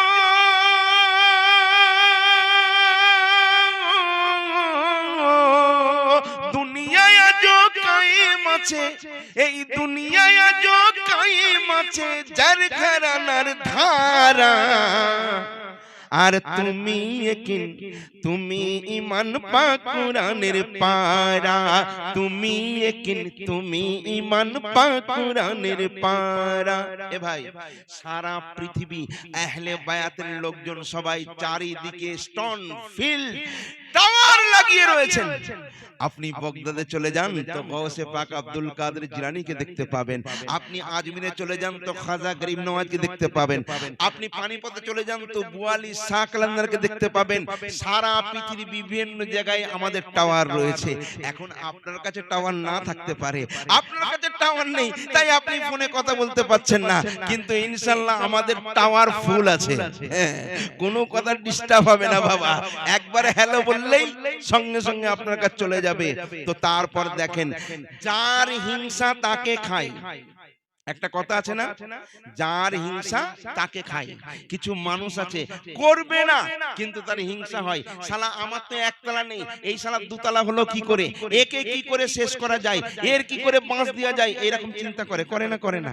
এরকম বহু মানুষ আছে। আমার মাওলা আলীর আল্লাহ এত শান দিয়েছেন, এত পাওয়ার দিয়েছেন, যেখানে যাই সবাই সম্মান করে, সবাই ইজ্জত করে, সবাই মাথার তাজ মনে করে। তো সেই সময় কি ঘটনা ঘটছে দেখেন। আর আরবের তাবুদ শহরে বাদশা যে এক থাকিতো। আরবে একটা জায়গা ছিল, ওই জায়গাটার নাম হলো তাবুদ শহর। সেই শহরে একজন ইহুদি বড় বাদশা ছিল। সে কি করত? আরবের তাবুদ শহরে বাদশা যে এক থাকিতো, মাওলা আলীর নাম শুনে সে জ্বলে পুড়ে মরিত। এখন আজকে আমরা সব বিচার করি, এ শিয়া, এ সুন্নি, এ ওয়াহাবি, এ বেরেলি। আল্লাহর দরবারে কোনো কিছুর মূল্য নেই। আপনি কোটিপতি না আপনি ভিখারি, আপনি শিয়া, আপনি সুন্নি, আপনি ওয়াহাবি, আপনি বেরেলি, আপনি আহলে হাদিস, আল্লাহ পাক বলছেন প্রত্যেকটা মানুষের পায়ের নখ থেকে মাথার চুল পর্যন্ত অল বডির মধ্যে আমি ছোট্ট একটা মাংসের টুকরা দিয়েছি, নরম মাংস। ওই মাংসটা যার ভালো তার অল বডি ভালো, ওই মাংসটা যার খারাপ তার অল বডি খারাপ। ওই মাংসটার নাম কি জানেন? ওই জায়গাটার নাম কি জানেন? নফস, অন্তর, কলব। যার অন্তর ভালো তার অল বডি ভালো, যার অন্তর খারাপ তার সব খারাপ। যারা বলুন না সুবহানাল্লাহ। তারপর আর মাওলা আলীর নাম শুনে সে জ্বলে পুড়ে মরিত, সর্বদাই সে ভাবতো মনে কেমনে মারবে আলীকে। তারা এত জ্বলে যাচ্ছে যে আমার কাছে তো কেউ আসে না, সবাই আলী আলী করে পাগলা। শালা আলীর ঘরে ভাত নেই, আলীর খাওয়া দাওয়া নেই, আলী তো ভিখারি, কিন্তু আলীর এত পাওয়ার। আল্লাহ পাক আমার নবীকে দোজাহানের বাদশা করেছিলেন, কিন্তু আমার নবীও পাথর বেঁধে রেখেছিলেন। তা বলে আপনি ভাববেন না যে আমার নবী সত্যি ভিখারি ছিল, না না, আমার নবীর কদমে তামাম খাজানা ছিল। জোরে বলুন না সুবহানাল্লাহ। খাজা গরিব নওয়াজ যখন সর্বপ্রথম নবীর থেকে হুকুম নিয়ে হিন্দুস্তানে আসছেন 40 জন লোককে নিয়ে, তো ঝালরা নদীর ধারে উনি বসে আছেন। তো সেই সময় ইয়ামানের বড় বাদশা, বহু মানুষ কলমা পড়ে মুসলমান হয়েছেন, খাজা গরিব নওয়াজ দিনের খিদমত করেন। তো ইয়ামানের বাদশা একদিন খাজা গরিব নওয়াজের কাছে এসে বলছেন, হুজুর বিয়াদবি নেবেন না। বলছে কি ব্যাপার? বলছে এই গরিবের তরফ থেকে একটা ছোট্ট তোফায়ে নজরানা। কি তোফায়ে নজরানা? বলছে হুজুর আমার 20 পিরি সবাই বাদশা বাদশা বাদশা, সেই খানদান থেকে আমি একটা ছোট্ট একটা পরশ পাথর আমার কাছে আছে, এই পাথরটা আপনাকে তোফায়ে নজরানা দিতে চাই। বলছে তো এই পাথরের কাজ কি? বাদশা বলছে এই পাথরটা যাতে লাগাবেন সেটাই সোনা হয়ে যাবে। তার মানে যদি ঘরে লাগাই ঘর সোনা, ইটে লাগালে ইট সোনা। আচ্ছা তাহলে এই পাথরটার কোটি কোটি টাকা দাম, এই পাথরের দাম দেওয়া যাবে? যাবে না। এই বাদশা বলছে যদি এটা আপনাকে দিই তাহলে আপনার প্রজা, আপনার লোকজন, গরিব মানুষ আর কেউ থাকবে না, সবাই কোটি কোটি কোটি কোটি টাকার মালিক হয়ে যাবে। আপনি আমার পীর মুর্শিদ, তাই আপনার জন্য এটা তোফায়ে নজরানা। হুজুর এটা যদি কবুল না করেন আমি খুব কষ্ট পাবো। খাজা গরিব নওয়াজ বলছেন তুমি যখন খুশি মনে আমায় দিচ্ছ, হাদিয়া করছো, আমি গ্রহণ করলাম। উনি গ্রহণ করলেন। পাশে একটা মুরিদ বসছিল, মুরিদকে বলল মুরিদ এই পাথরটা নাও আর ঝালরা নদীতে ফেলে দাও, বলাও যা করাও তা। আশিক কেমন হওয়া উচিত, গোলাম কেমন হওয়া উচিত? মাইনুদ্দিন চিশতি যেই বলেছেন এটা ঝালরা নদীতে ফেলে দাও, নীলওয়া দূর করে ছুঁড়ে ঝালরা নদীতে ফেলে দিয়েছে। ইয়ামানের বাদশা চিন্তা করছে হাই হাই আমি অপাত্র জায়গায় এটা দিয়ে দিলাম, আমি এত দামি মূল্য বারবার বললাম যে কোটি কোটি কোটি কোটি টাকা দিয়ে ওকে কেনা যাবে না, পৃথিবীর জমিনের দ্বিতীয় নেই এই এত দামি পরশ পাথর। হুজুর ফেলে দিলেন, আমি তো চেয়েছিলাম ওনার বদলে যাবে। খাজা গরিব নওয়াজ বুঝতে পেরেছেন আশিকের কথা, তখন বলছে বেটা এদিকে আয়। সঙ্গে সঙ্গে উনি ডান পাটা জমিনে এইভাবে ঠুকলেন, যেই ঠুকলেন সঙ্গে সঙ্গে দেখা গেল যেমন পানির ফোয়ারা বার হয় স্পিডে কল যখন তৈরি হয়, সেই রকম হীরা মুক্ত সোনা চাঁদির পাহাড় পাহাড় সম ঝর্ণা বয়ে চলেছে উপরে। জোরে বলুন সুবহানাল্লাহ। ইয়ামানের বাদশাকে বলছে কি দেখলি? আমি পা ঠুকতেই হীরা মুক্তি বল বল বল বল করে বার হচ্ছে। আল্লাহ যাকে খাজানার ভান্ডার দিয়ে দিয়েছে তুই তাকে পরশ পাথর দিতে এসেছিস? তো আমার নবী গরিব ছিল, আমার নবী পেটে পাথর বেঁধেছিল শুধু উম্মতের চিন্তায়, উম্মতের ভালোবাসায়, যাতে করে এখন ধরুন আমি যদি ভালো পোশাক পরে সব জায়গায় যাই আমার মধ্যে একটা পাওয়ার থাকবে, একটা অহংকার থাকবে। আমি রিস্কালাকে বলবো চল চল ফট, একটা মুচিকে বলবো চল ফট, কারণ আমার অনেক দামি পোশাক, 1 লাখ টাকা দামি পোশাক, মনে হবে না? হবে না। কিন্তু আমি যদি সাধারণ পোশাক পরে থাকি তাহলে রিকশাওয়ালা এসে আমাকে বলবে দাদা ভালো আছেন, মুচি এসে বলবে দাদা ভালো আছেন। আল্লাহর রাসূল দেখলেন আমার উম্মত উম্মতিরা গরিব, তাই আমি গরিবীকেই আমি প্রাধান্য দেব। এই জন্যই বেশিরভাগ সময় গরিবী হালে কাটিয়েছিলেন। জোরে বলুন সুবহানাল্লাহ। কিন্তু এই বাদশা কি করছে দেখেন, আর সর্বদাই সে ভাবতো মনে কেমনে মারবে আলীকে, বীর যোদ্ধাদের হাজির করে এই কথা বলতে থাকে। এই বাদশা একটা সভা বসিয়েছে, বলছে যেখানে তামাম পৃথিবী তল্লাশ করো, যেখানে যত বড় বড় যোদ্ধা বীর পালোয়ান পাবে তাদেরকে ধরে নিয়ে এসো। একজন একজন করে 400 বীর যোদ্ধাদের হাজির করা হলো। বলল আজকে এই খোলা ময়দানে খেলা হবে, এই খেলায় যে জিতবে, এই খুব মন দিয়ে শুনবেন, খুব মন দিয়ে, এদিক ওদিক হলে ঘেটে যাবে। এই খোলা ময়দানে যে হারাতে পারবে তার জন্য পুরস্কার কি আছে জানো? পুরস্কার হলো আমার একমাত্র সুন্দরী কন্যা তার হাতে দেব। শুধু তাই নয়, আমার এই পুরো রাজ্যের হাফ রাজত্ব তাকে দেওয়া হবে। এত বড় পুরস্কার যদি খেলাতে থাকে এক অংশ নেবে না? সবাই অংশ নিল।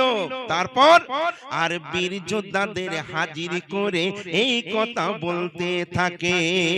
কি বলছে দেখবো কে কতটা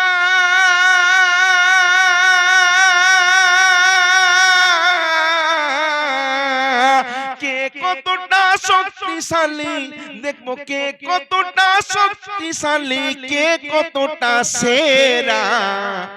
আর তুমি একিন, তুমি ঈমান পাক কুরআনের পারা, তুমি একিন, তুমি ঈমান পাক কুরআনের পারা। শেরে খুদা মাওলা তুমি, ওরে শেরে খুদা মাওলা তুমি, নূর নবীর পিয়ারা তুমি একিন, তুমি ঈমান পাক কুরআনের পারা, তুমি একিন, তুমি ঈমান পাক কুরআনের পারা। একজন দুজন নয়, কত 400 লোককে জোগাড় করা হলো। বিরাট একটা খেলার ময়দান, সেই ময়দানে সবাই হাজির হয়ে গেল। আর সিটি বাজালো রেফারি, খেলা শুরু হলো। তারপর আর হুকুম মতো কুস্তি খেলা শুরু হলো ময়দানে, হুকুম মতো কুস্তি খেলা শুরু হলো ময়দানে। এক এক করে শেষ হয়ে যায়, যে হেরে যায় সেইখানে। এমন একটা পাওয়ারফুল খেলা, যে হেরে যাবে সে আর জীবন নিয়ে বাঁচতে পারবে না, একদম পুরো মাটির ঘোগে তাকে পাঠিয়ে দেওয়া হবে। বুঝতে পারছেন না? এই রকম যে হেরে যাচ্ছে এক এক করে সে মারা যাচ্ছে। কিন্তু ওই 400 জনের মধ্যে আর ফাত্তা নামে এক পালোয়ান, তার কাছে কেউ টিকছে না। সবচেয়ে বড় যে পালোয়ান তার নাম ছিল ফাত্তা, মনে রাখবেন। আর ফাত্তা নামে এক পালোয়ান, তার কাছে কেউ টিকছে না।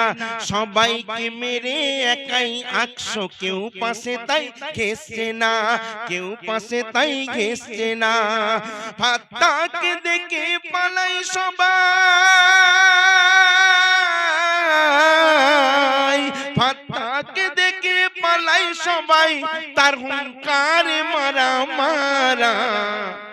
আর তুমি একিন, তুমি ঈমান পাক কুরআনের পারা, তুমি একিন, তুমি ঈমান পাক কুরআনের পারা, তুমি একিন, তুমি ঈমান পাক কুরআনের পারা, তুমি একিন, তুমি ঈমান পাক কুরআনের পারা।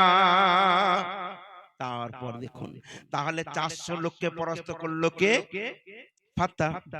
ফাত্তাকে রাজা ডাকলো, বাদশা ডাকলো, ডেকে বলছে শোনো, আজকে লক্ষ লক্ষ টাকা আমি ক্ষয় করেছি, এত কিছু যে খরচ খরচা করলাম, এই যত লোক মারা গেছে এদের ফ্যামিলিকে আবার আমাকে ফাইন দিতে হবে, আমি সব করতে রাজি। আজকে আমি খুব খুশি হয়েছি, তোমাকে তোমার হাতে আমার কন্যাকে তুলে দেব, আমার রাজ প্রাসাদ গাড়ি বাড়ি অঢেল যা আছে হাফ হাফ করে আমি তোমাকে হাফ দিয়ে দেব। কিন্তু আরো একটা আমার শর্ত বাকি আছে। কি শর্ত? বলছে আলীর নাম শুনেছো? বলছে কে আলী? দেখুন, মানুষের যখন অহংকার হয়ে যায় মানুষ অনেক কিছু ভুলে যায়, যাই না? আলী কে? কে? বলছে চেনো না? বলছে কোথায় থাকে? বলে মদিনায়। বলে তাই নাকি? তো কি হয়েছে? বলছে তার মুন্ডুটা আমার কাছে আনতে হবে, যখনই তার মুন্ডু এনে দেবে তাহলে তোমার উপহার তুমি বুঝে নিয়ে নেবে। বললে আপনি তো দেখলেন নিজের চোখে যে 400 বড় বড় বীর পালোয়ান আমার কাছে কোনো ব্যাপারই নেই, একটু টিকলো না। আর কে আলী? কিসের আলী? কোনো অসুবিধে নেই, আমি তার কাছে যাব আর তাকে গিয়ে আমি সব বুঝিয়ে দেব। তারপর এই মাওলা আলীর কাছে ওই ফাত্তা কি করছে দেখেন। বলল ঠিক আছে আমি যাব। আর ফাত্তা লোকজনকে নিয়ে, ফাত্তা তার লোকজনকে নিয়ে মদিনায় পাড়ি দিল। আসলে প্রথম লিখেছি বলে বারবার দেখতে হচ্ছে, মানে কোনোদিন তো গাইনি, একটু ফলো করবেন। তো এই ফাত্তা বেশ কিছু আরো পাওয়ারফুল লোককে নিয়ে ওইখান থেকে মানে মদিনা আসার জন্য তৈরি হয়ে গেল। মদিনায়, আরব থেকে মদিনায় আসছে। তখন তো গাড়ি বাস ট্রেন এসব ছিল না, যেখানেই যেতে হতো উটে সওয়ার হয়ে যেতে হতো, ঘোড়ায় সওয়ার হয়ে যেতে হতো। এই উটে ঘুটে ঘোড়ায় সওয়ার হয়ে ফাত্তা যখন মদিনায় এলো, কোনো মানুষকে চেনে না, রাত হয়ে গেছে, একটা তাঁবু খাটিয়েছে, তাঁবু খাটিয়ে সেখানে রাতটা কাটিয়ে দিল। সকাল যখন হয়ে গেছে দেখছে একটাও লোকজন কেউ কোথাও নেই, ফাঁকা জায়গা। হঠাৎ দেখতে পেল একজন রুগা পাতলা একটা জোয়ান যুবক ওই পথ ধরে আসছে। তখন ফাত্তা কি বলছে? আর ফাত্তা তার লোকজনকে নিয়ে মদিনায় পাড়ি দিল। দেখে এক যুবক যাচ্ছে হেঁটে, ডেকে তাকে বলিল। দেখে এক যুবক যাচ্ছে হেঁটে, দেখে তাকে বলিল, এই যুবক শোনো, এখন যদি আমার পাওয়ার থাকে আমি তো আপনাকে আর আপনি আপনি করবো না, তাই না? তো যুবককে বলছে, যুবক বলছে কি ব্যাপার?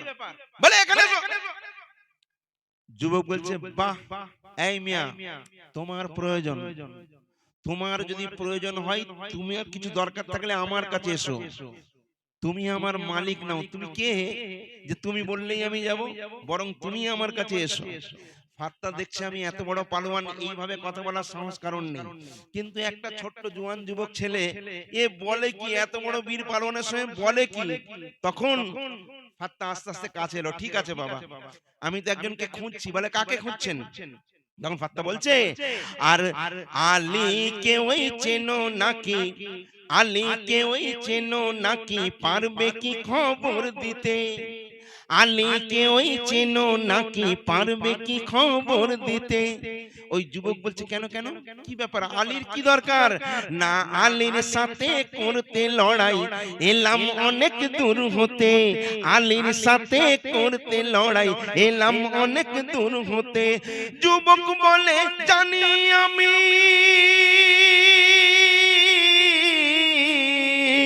যুবক বলে জানি আমি, পৃথিবীর কেউ জানে না, শুধু আমিই জানি। তুমি যে ব্যক্তিকে খুঁজছো সে কোথায় আছে একমাত্র আমি জানি, আর পৃথিবীর কেউ জানে না। জোরে বলবেন না সুবহানাল্লাহ? ওই যুবক বলছে, আর যুবক বলে জানি আমি, কিন্তু বলবো না শর্ত ছাড়া। আর তুমি একিন, তুমি ঈমান পাক কুরআনের পারা, তুমি একিন, তুমি ঈমান পাক কুরআনের পারা। ফাত্তা বলছে শর্ত? কিসের শর্ত? বলছে প্রত্যেকটা জিনিসের বিনিময় আছে, কিছু পেতে গেলে কিছু দিতে হয়। আজকে আমি এখানে ওয়াজ করতে এসেছি, আমি কি ফ্রি ফ্রি এসেছি? নিশ্চয়ই তার বিনিময় আছে। আজকে মাইকলা যে এত সুন্দর মাইক দিয়েছে, এই মাইকলা কি এমনি এমনি মাইক দিয়েছে? নিশ্চয়ই তার বিনিময় পাবে। আপনি যেখানে ওয়াজ শুনতে এসেছেন, ফ্রি ফ্রি এসেছেন? আল্লাহ পাক বলছেন হাদিস পাকের মধ্যে, নবী পাক সোনার জবানে বলে গেছেন যে এটা হলো রিয়াজুল জান্নাত, জান্নাতের বাগান। এই জান্নাতের বাগানে বসলে আপনার সমস্ত রকম সাগিরা কাবিরা গুনাহকে আল্লাহ পুরো মাফ করে দেবেন। জোরে বলবেন না সুবহানাল্লাহ? তাহলে ফ্রি ফ্রি কেউ কিছু করেনি। এই যুবক বলছে একমাত্র আমি জানি। বলছে কি জানো? বলছে তুমি যা খোঁজে এসছো তা খবর আমি জানি, তার খবর আমি বলতে পারি, কিন্তু একটা শর্ত আছে। কি শর্ত? তখন যুবক বলছে, আর আমার সাথে লড়ে আগে যদি পারো হারাতে, তবেই পাবে আলীর খবর, তবেই পাবে আলীর খবর, বলবো তা তোমার সাথে। জোরে বলো। ওই যুবকটা বলছে তুমি লড়াই করার জন্য এসছো একদম মক্কা থেকে? আগে তো আমার সঙ্গে লড়াই করো, আলী তো অনেক দূর কি বাত, তারপরে আলীর খবর দেব। বলছে তুমি আমার সঙ্গে লড়াই করবে? আরে তুমি হয়তো আমায় চেনো না, আমার নাম শুনলে না ছচ্চর ছচ্চর করে সব করে ফেলে। বলে তার মানে? বলো কি? বলে হ্যাঁ। আর তুমি লড়াই করবে? লড়াই করতে গেলে ঢাল চাই, তলোয়ার চাই, বর্মা চাই, তোমার কাছে তো কিছুই নেই। তোমার দুটো হাত খালি, পা খালি, গায়ে ভালো জামা নেই, আর তুমি কি আমার সঙ্গে লড়াই করবে? এই যুবক বলে চেনা বাউনের পৈতের দরকার নেই, আমার কাছে ঢাল তরোয়ার নেই, বর্মা নেই, তো কি হয়েছে, তোমার কাছে তো আছে, তাতেই আমি কাজ চালিয়ে নেব। বলে কেমন করে? বলে যেমন ভাবে তুমি পারো আমায় পরাস্ত করার চেষ্টা করো। তখন ওই পালোয়ান ফাত্তা বলছে ঠিক আছে, কোনো ব্যাপার নেই। একদিকে যুবক,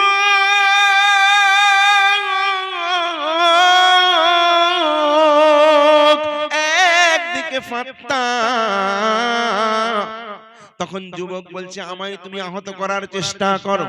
ফাত্তা বলছে তুমি করো, তুমি বাচ্চা ছেলে।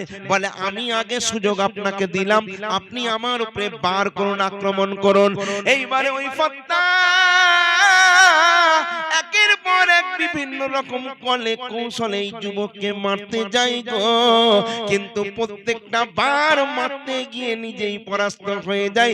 সর্বশেষে ওই যুবক এক শট মেরে দিয়েছে, এমন ভাবে মেরেছে ওই ফাত্তা জমিনের মধ্যে পড়ে গিয়েছে, আর সেইখান থেকে উঠতে পারে না।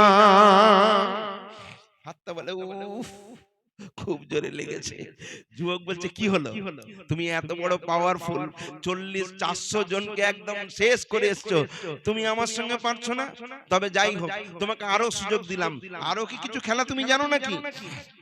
ফাত্তা বলছে তাই নাকি, আবার সুযোগ।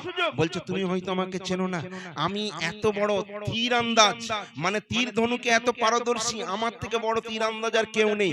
বলছে সেটাও তুমি চেষ্টা করো।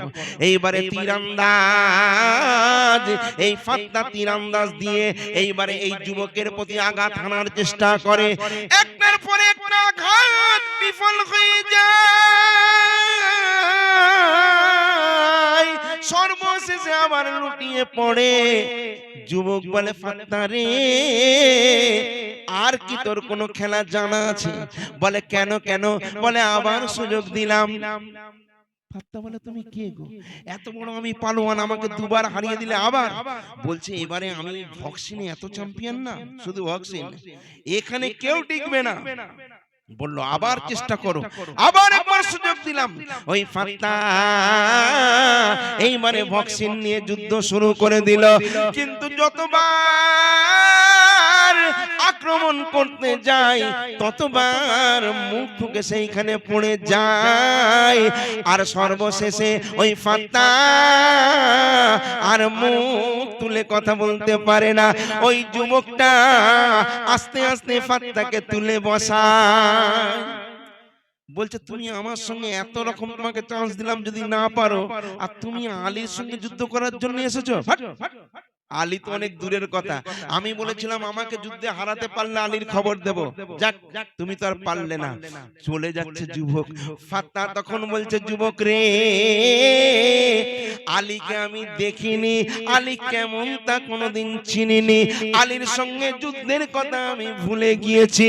কিন্তু যুবক তুমি একটুখানি দাঁড়াও, তুমি কে, তোমার নামটা একবার আমায় বলে যাও। ওই যুবক সঙ্গে সঙ্গে বলে ফাত্তা রে, তুমি কি শুনতে চাও আমি কে? তুমি এতক্ষণ ধরে যার খুঁজে এসেছো, আমি সেই যুবক, আমার নাম হলো আলী মৌলা মুশকিল কুশা।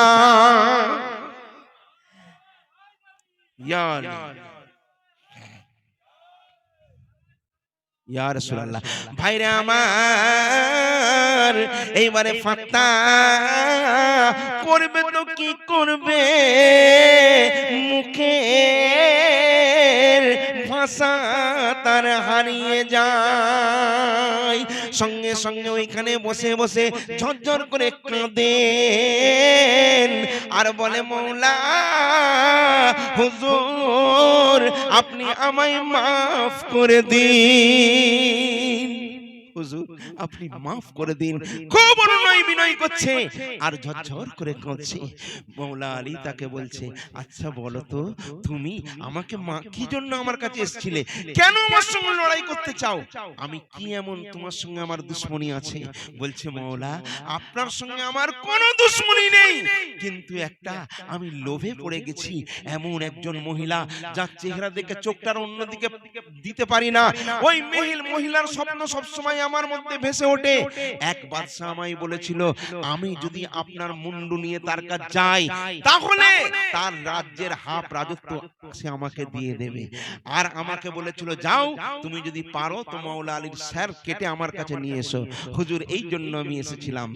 হযরতে আলী বলছেন তাই তো, যাই হোক একটা কথা শোনো, মাওলা আলীর দরবার থেকে কেউ নিরাশ হয়ে খালি হাতে কেউ কোনোদিন ফেরে না, জোরে বলুন না সুবহানাল্লাহ।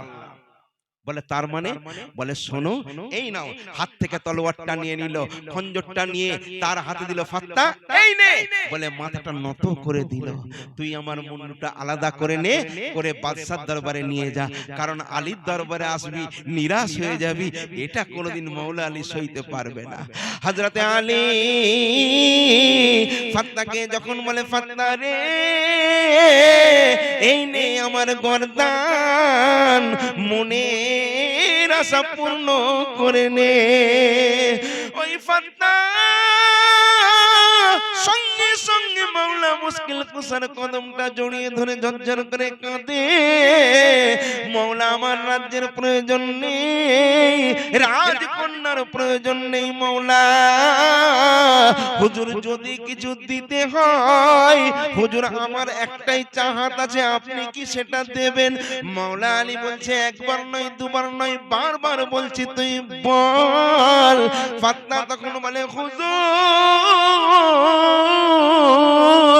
এই গোলামকে আপনার গোলামিতে কবুল করে নিন। জোরে বলুন। সঙ্গে সঙ্গে কলমা পড়ে সে মুসলমান হয়ে গিয়েছিল। জোরে বলবেন না সুবহানাল্লাহ। ইনি হলেন আমার মাওলা আলী মুশকিল কুসা। জোরে একবার বলুন না নারায়ে তাকবীর। একবার দরুদ শরীফ পড়েন আল্লাহুম্মা মাওলানা মুহাম্মদ ভালালে।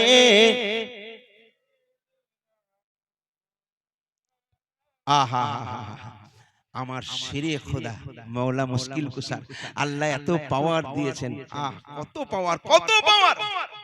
এবং সারা জীবনটা উনি কিন্তু কোনোদিন মুখে বলেননি আজকে ধরুন আমাদের বাস্তু জমির আমরা দাবিদার হই, এটা আমার ঘর, এটা আমার বাড়ি। এখন আপনার যদি কোনো সম্পদ কলকাতায় থাকে আপনি কি তাকে ছেড়ে দেবেন? আপনি 20 বছর পরে হলেও 100 বছর পরে হলেও আপনি দাবি করবেন যেটা আমার হকদার, এটা আমার প্রপার্টি। কিন্তু মাওলা আলী মুশকিল কুসা কাবাতে তার জন্ম, তাহলে কাবা হলো হযরতে মাওলা আলী মুশকিল কুসার প্রপার্টি। কিন্তু জিন্দেগিতে বললেন না যে এই কাবাটা হলো আমার প্রপার্টি। যারা বলুন না সুবহানাল্লাহ। সারা জীবন দান করেছেন, দান করেছেন, দান করেছেন সুবহানাল্লাহ। নিজে গরীব থেকেছেন, খাবার জোটেনি। একদিন খাতুনে জান্নাত নবী নন্দিনী ফাতেমাতুজ জোহরা রাদিয়াল্লাহু তাআলা আনহা বাড়ির মধ্যে সবাই উপোস হয়ে রয়েছেন, কিছুই একমাত্র ডানা নেই, খাবে তো কি খাবে, কিছুই নেই। মাওলা আলী মুশকিল কুসাকে বলছে শোনো, আমার আব্বাজান মোহাব্বত করে আমাকে একটা লোটা দিয়েছিল, কারণ এক কাজ করো, আমরা তো সাইয়েদরা কোনোদিন কারোর কাছে হাত পেতে নেই না, সারা জীবন তারা দিতে শিখেছে কিন্তু কারোর থেকে হাত পেতে কিছু নিতে শেখেনি, তাদের হাতটা দেবার জন্য খাতুনে জান্নাত বলছেন এই লুটাটা নিয়ে যাও। এই লুটাটা নিয়ে গিয়ে করবে কি জানো? এইটা 6 দিরহামে বিক্রি করবে, বিক্রি করে যে পয়সাটা পাবে ওই পয়সায় কিছু বাজার করে নিয়ে এসো। আমার নওয়াসা আমার 2 সন্তানের দিকে তাকানো যায় না, আমার হাসান হোসেনের দিকে তাকানো যায় না, একবার যাও। মাওলা আলী মুশকিল কুসা বাজারে গেলেন, গিয়ে যেতেই একজন বলছেন ভাই এই লুটাটা কত বিক্রি করবে? মাওলা আলী মুশকিল কুসা বলছেন হ্যাঁ বিক্রি করব। বলছে কত দাম? বলছে 6 দিরহাম। বলে আমাকে দিয়ে দাও। সঙ্গে সঙ্গে লুটা কিনে নিল। সঙ্গে সঙ্গে দেখা যায় হযরতে আলী শেরে খোদা চিন্তা করছেন আজকে আমরা পেট ভরে সবাই খাবার খাবো। ওই লুটা বিক্রি হয়ে গেছে, 6 দিরহাম পেয়েছে। এমন সময় দেখে একজন লোক এসে বলছে হুজুর আজকে আমার বাড়িতে 7 দিন আমরা 6 জনা প্রাণী, 6 জন আমার পরিবারের মধ্যে আমরা সবাই উপোস হয়ে রয়েছি। বিভিন্ন জায়গায় মানুষের কাছে সাহায্য সহযোগিতার জন্য গিয়েছি, কেউ আমাদের সাহায্য করেনি, কেউ সহযোগিতা করেনি, বরং দূর দূর করে তাড়িয়ে দিয়েছে। আমি খবর পেয়েছি মাওলা আলী মুশকিল কুসার দরবারে চলে যাও। হুজুর আজকে তাই আপনার দরবারে এসেছি হুজুর, নিরাশ করে দেবেন না। মাওলা আলী মুশকিল কুসা বলছেন না না এই নাও এই নাও বলে তাকে দিয়ে দিল। ওই লোকটা সঙ্গে সঙ্গে হাসি খুশি মনে মাওলা আলীর তারিফ করতে করতে চলে গেল। আচ্ছা বলো আলী তো এবার টেনশনে পড়ে গেলেন যে এবারে বিবির কাছে কোন মুখ নিয়ে যাব, কারণ সে তো বলেছিল তোমার তো কিছুই হয়নি, আজকে এই লোটাটা বন্ধক দিয়ে বিক্রি করে কিছু পয়সা নিয়ে এসো আর কিছু বাজার করে নিয়ে এসো। এখন কি রকম দানি ছিল আপনি এরকম করতে পারবেন? আপনি বলেন বাক সারা ভিখারি বাক সারা দুদিন আমি কষ্ট হয়ে রয়েছি, কত কষ্টে পয়সা জোগাড় করেছি, আমি খাবো না আর ওকে খাওয়াবো, এরকম বলি না। কিন্তু দেখুন তারা ইসলামের জন্য কি করেছেন। আজকে তাদের আমরা তাদের কুরবানিকে কোনোদিন ফলো করি না। মাওলা আলী করলেন কি মনটা মরাও করলেন না, যা হয়েছে ভালো হয়েছে, ফিরে আসছেন। হঠাৎ দেখা যায় একজন লোক দাঁড়িয়ে আছে, এত সুন্দর একটা উট নিয়ে এসেছে, ওই উটটা মদিনার বাজারে দ্বিতীয়বার নাই, এত সুন্দর উট। মাওলা আলীকে ডেকে বলছে আসসালামু আলাইকুম। ওয়া আলাইকুম আসসালাম। কি ব্যাপার? বলছে আরে কখন ধরে আপনাকে খুঁজছি, এই উটটা আপনার জন্য এনেছি, এই উটটা আপনি নিয়ে নিন, আর এই উটটার দাম হলো 600 দিরহাম, আপনি এই উটটা নিয়ে নিন। আলী বলছেন আমার কাছে তো পয়সা কড়ি নেই, এখন আমার নেবার ইচ্ছাও নেই, তুমি এই উট নিয়ে চলে যাও। বলল না না, আমি তো ইয়াকিন করেছি, আমি নিয়ত করেছি, বিক্রি করলে মাওলা আলীকেই বিক্রি করব, অন্য কাউকে করব না। হযরত আলী বলছেন আমার কেনার এখন ক্ষমতা নেই, আমি এখন কিনতে পারবো না। বলে ও কথা বললে হবে না, তাহলে আপনি কাকে দেবেন কাকে বিক্রি করবেন আপনার ব্যাপার, এই উট নিন আর 12 দিরহাম আমার হলেই চলবে। মাওলা আলীকে জোর করে দিয়ে দিলেন, তাহলে আপনি কাউকে বিক্রি করে দিন, আমি আপনাকে দেব, এবার আপনি কাকে দেবেন আমার দেখার দরকার নেই। মাওলা আলী সেই উটটা নিয়ে বাজারে যেই গেলেন, একজন এসে বলছে এত সুন্দর উট এর আগে কোনোদিন দেখিনি, এই উটটার দাম নিশ্চয়ই 24 দিনার হওয়া উচিত, 24 দিরহাম হওয়া উচিত, এই 24 দিরহাম নাও, উট দাও। মাওলা আলী বলছেন আরে বাবা, আমাকে একজন দিয়েছে, এর অত দাম নয়, এর 12 দিরহাম। বলছে না আমি 24 দিরহাম দেব, জবরদস্তি 24 দিরহাম দিয়ে দিয়েছে। মাওলা আলী ধরিলেন, আরে বাবা কি মুশকিল, এ বিক্রি করতে কত দিয়েছে? 12 দিরহামে, আরে বিক্রি হলো কত? 24 দিরহামে। এইবারে মাওলা আলী যখন চলে এলেন, এই লোকটা যার উট ছিল তাকে যখন পয়সা দিল, সে বলে এই আলী, আমি তো তোমাকে 12 দিরহামে বিক্রি করতে বলেছিলাম, 24 দিরহাম আমি কি করব? এই নাও 12 দিরহাম। বলছে আমি তো 12 দিরহাম, আমার তো উট নয়। বলে ওসব আমি বুঝি না, আমি যে পয়সায় বিক্রি করতে বলেছিলাম সেই পয়সা আমি পেয়ে গেছি, বাড়তিটা আপনার, এটা তো আমি নেব না। মাওলা আলী চিন্তায় পড়ে গেলেন, আমি করব তো কি করব। ওই 12 দিরহাম নিয়ে কিছু জিনিস নিয়ে খাতুনে জান্নাতের কাছে চলে এসেছেন। কিন্তু খাতুনে জান্নাত বিবি তো খুশি হওয়া উচিত, কারণ তিনি যে পয়সাটা দিয়ে আনতে বলেছিলেন 6 টাকা আনার কথা, সেখানে যদি 1200 টাকা আসে বিবি তো খুশি হওয়া উচিত। কিন্তু খাতুনে জান্নাত বলছেন স্বামী এত পয়সা কোথা পেলেন?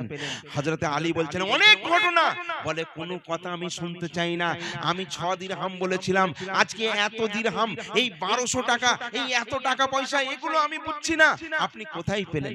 ভাইরে আমার, সঙ্গে সঙ্গে দরজায় আওয়াজ দেয়, দরজায় আওয়াজ দেয়, একজন জ্যোতির্ময়, তার সুন্দর চেহারা, সেই লোকটা বলছে আলী আপনি কি আমাকে চিনতে পাচ্ছেন?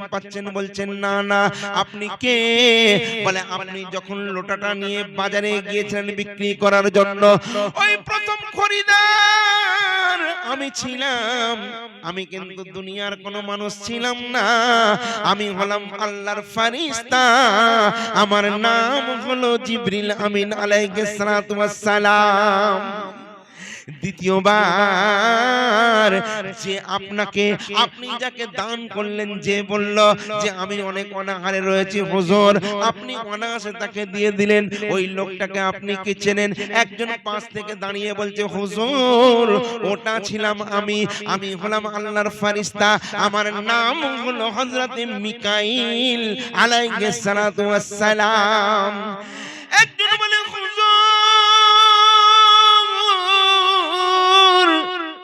যে উটটা আপনাকে দিয়েছিল, একজন সামনে দাঁড়িয়ে বলে হুজুর ওই উটটা আমি আপনাকে দিয়েছিলাম, আমি কে আপনি কি জানেন? বলে না। বলে আমি হলাম হযরতে ইসরাফিল আলাইহিস সালাতু ওয়াস সালাম, আর আপনার থেকে যে কিনে নিয়েছিল তাকে আপনি কি চেনেন? বলে না। আর একজন সর্বশেষে সামনে এসে বলে হুজুর ওই উটটার যে বিনিময় দিয়েছিল সেটা ছিলাম আমি, আমি দুনিয়ার কোন সাধারণ মানুষ নই, আমি আল্লাহর প্রেরিত ফেরেশতা, আমার নাম হলো মালাকুল মউত, আমার নাম আজরাইল আলাইহিস সালাতু ওয়াস সালাম। যারা আলীর সঙ্গে এই রকম ব্যবহার করতেন, শুধু তাই নয়, বুখারী শরীফের হাদিসের মধ্যে আছে একদিন মাওলা আলী মুশকিল কুশা বাড়ির দরজায় দাঁড়িয়ে আছেন, হঠাৎ একজন জ্যোতির্ময় লোক এসে আলীকে সালাম দিয়ে বলছে আসসালামু আলাইকুম। আলী বলছেন ওয়া আলাইকুম আসসালাম।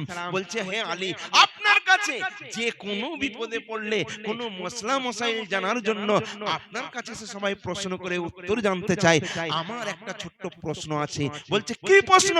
বলছে আল্লাহর যত ফেরেশতা আছে, এই লক্ষ লক্ষ কোটি কোটি ফেরেশতার মধ্যে সর্বোত্তম ফেরেশতা তার নাম হলো জিবরিল আমিন আলাইহিস সালাতু ওয়াস সালাম। ঠিক বলে, একদম ঠিক বলে। আমি জানতে চাই সেই ফেরেশতা এখন আসমানে আছে না জমিনে আছে? সেই ফেরেশতা এখন আছে তো কোথায় আছে? মৌলা আলী চুপ করে রয়েছেন। একবার আসমানের দিকে তাকালেন, একবার জমিনের দিকে তাকালেন, একবার ডায়ে তাকালেন, একবার বাঁয়ে তাকালেন, তারপরে লোকটার দিকে মুচকি মুচকি হাসছে। লোকটা বলছে, হুজুর আমি জানতে চাই জিবরিল আমিন এখন কোথায় আছে? মৌলা আলী বলছে, আসমানে দেখলাম নেই, জমিনে দেখলাম নেই, ডায়ে দেখলাম নেই, বাঁয়ে দেখলাম নেই। তার মানে জিবরিল আপনি যে সামনে আমার রয়েছে ইনি হলেন জিবরিল। সঙ্গে সঙ্গে জিবরিল আমিন বললে, মাওলা আপনার প্রেমে আমি কুরবান হয়ে যাই। ইনি হলেন মাওলা আলী মুশকিল কুসা। জোরে বলুন সুবহানাল্লাহ। আর তুমি একিন, তুমি ঈমান পাক কুরআনের পারা, তুমি একিন, তুমি ঈমান পাক কুরআনের পারা। শেরে খুদা মাওলা তুমি, শেরে খুদা মাওলা তুমি, নূর নবীর পিয়ারা। তুমি একিন, তুমি ঈমান পাক কুরআনের পারা, তুমি একিন, তুমি ঈমান পাক কুরআনের পারা। মাওলার ঘটনা আপনারা তো শোনেন না, আপনাকে অন্য জিনিস শোনানো হয়, কিন্তু যেটা হকিকত, হককে আজকে চাপা দেওয়া হয়েছে। আজকে সেই জিনিসগুলো ছাড়া হচ্ছে না। কিন্তু আজ চুপ থাকার সময় নয়। বেঈমান যদি আজকে যারা মুশরিক তারাও ফুল পাওয়ারে তারা রয়েছে। আপনি পাঞ্জাতনের আশিক, পাঞ্জাতনকে মাননেওয়ালা, আপনার কিসের ভয়? অতএব জিহাদের ময়দানে লড়ে যান, ঝাঁপিয়ে পড়ুন, জয় আপনার নিশ্চিত হবে। এখন অনেক বেঈমানরা ভয় দেখাচ্ছে, তোমাদের এখানে থাকতে দেব না, এইখানে চলে যেতে হবে, ওইখানে চলে যেতে হবে। আমি একটা কথা আপনাদের বলে যাই, আপনার ঈমানটা তাজা হয়ে যাবে। ভাই আমার, আপনার যদি বয়স আল্লাহ পাক 50 বছর বাকরার করে রাখেন, মুকদ্দার করে রাখেন, পৃথিবীর জমিনে কারো পাওয়ার আছে যে আপনাকে 51 বছর পর্যন্ত নিয়ে যাবে? আচ্ছা, আপনার 50 বছর বাকরার বরাদ্দ করা আছে, পৃথিবীর জমিনে কারো পাওয়ার আছে যে 39 বছরে আপনার মৃত্যু হয়ে যাবে? যাবে না। অনেক সময় দেখবেন প্লেন ধ্বংস হয়ে যায়, হয় না? হয় না? অনেক মানুষ মারা যায়, তার মধ্যে আবার কিছু মানুষ বেঁচে থাকে, থাকে না? থাকে না? তার মানে তার মৌত ওখানে নেই। অনেক বাস উল্টে যায়, কত মানুষ মরে গেল, কিছু মানুষ বেঁচে যায়, মানে ওর মৃত্যু ওখানে নেই। কত কারখানা ফ্যাক্টরি দাউ দাউ করে জ্বলে ভস্ম হয়ে যায়, কত মানুষ মরে যায়, কত মানুষ বেঁচে যায়, তার মানে ওর মৌত ওখানে নেই। একটা কথা বলি, ছোট্টবেলার কথা, আমি প্রত্যেকটা জিনিস থেকে শিক্ষা নিতে বলি। কারণ কেউ যদি মুচিও হয় তার থেকে আপনি শিক্ষা নিতে পারেন, কারণ তার ভালোটা আপনি গ্রহণ করুন, মন্দটা বর্জন করুন। কাউকে ছোট বলা যাবে না, কারণ মুচি আপনার যদি জুতো ছেড়ে যায় আপনি কোটিপতি হতে পারেন। মুচিকে গিয়ে বলেন, মুচি জুতোটা সেলাই কর, মুচি বললে এটাকে এইভাবে এইভাবে করতে হবে, আপনি ওর কাছে জিরো। মুচির যে বুদ্ধি আপনার সে বুদ্ধি নেই। আপনি মুচিকে বললেন, ঠিক আছে মুচি তুমি যেটা ভালো বোঝো সেটা করো, তাহলে মুচি মুচির জায়গায় হিরো, তাই না? মুচি যেটা জানে আপনি জানেন না, আমি যেটা জানি আপনি জানেন না, আপনি যেটা জানেন আমি জানি না। আপনি ইঞ্জিনিয়ার ভালো বুঝবেন, মাস্টারি ব্যাপারটা আপনি বুঝবেন না। যারা মাস্টার তারা লেখাপড়ার ব্যাপারটা ভালো বুঝবে, ইঞ্জিনিয়ারের ব্যাপারটা বুঝবে না। যে রাজমিস্ত্রি, রাজমিস্ত্রির ভালো কারিগর, সে রাজমিস্ত্রির ঘরদোর কিভাবে কি হবে সে ভালো বুঝবে। যে কামার, যে লোহা কাটারি বানায়, সে ওই ব্যাপারটা ভালো বুঝবে, সে কিন্তু ঘরের ব্যাপার বুঝবে না। সবাই সব জিনিস বোঝে না, বোঝে বোঝে বোঝে বোঝে না।